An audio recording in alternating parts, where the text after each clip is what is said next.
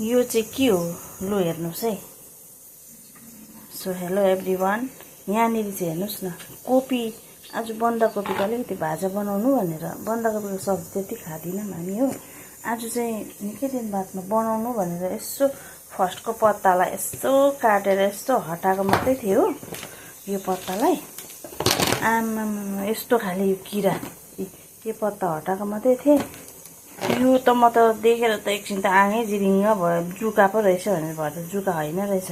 यहाँ हेर्नुहोस् न, सिङ भएको सानो चिप्ले किरा जस्तै, चिप्ले किरै हो यो, अब के खाले सानो खाले त्यस्तो पो टालिरहेको रहेछ। बुई म त कस्तो जिरिङ्ग लाग्यो देखेर त कि। हेर कोपीतिर यस्तो हुन्छ अनि त्यही लागि चाहिँ मजाले एउटा एउटा पत्ता अलग अलग छुट्टाएर हेरेर मात्रै कोपीको सब्जी चाहिँ बनाउनु पर्ने रहेछ है। यस्तो डरलाग्दो बुई हेर्दै के हो यस्तो।